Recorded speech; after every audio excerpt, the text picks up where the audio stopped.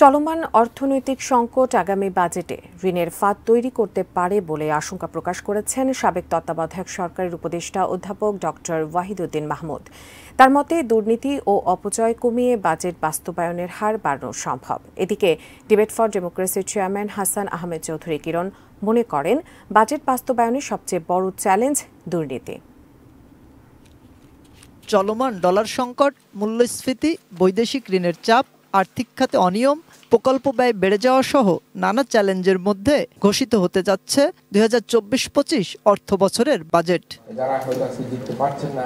এ budget সামনে রেখেই debate for ডেমোক্রেসির ছায়া সংসদ বিতর্ক প্রতিযোগিতা, যেখানে পক্ষে ইডেন মহিলা কলেজ আর বিপক্ষে বরিশাল বিশ্ববিদ্যালয়ের বিতার্কিকরা।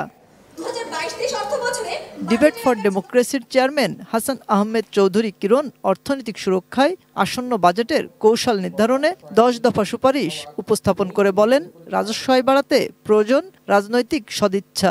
আমাদের দেশে বাজেট বাস্তবায়নের কথা বলা হয়। বাজেট বাস্তবায়নের সবচেয়ে বড় চ্যালেঞ্জ হচ্ছে দুর্নীতি, দুর্নীতি, দুর্নীতি, দুর্নীতি।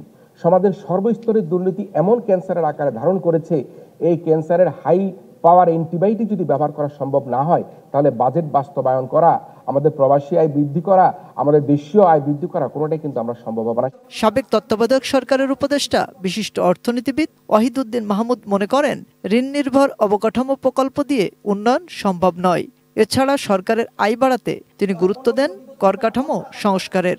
বাংলাদেশ দেউলিয়া হবার অবস্থায় আপনারা নাই, এ ধরনের একটা আশ্বস্ত বোধ করার চেষ্টা করছি, কিন্তু বাজেটও যে ঋণের ফাঁদে পড়তে পারে সেই আলোচনা তো আমরা করছি না।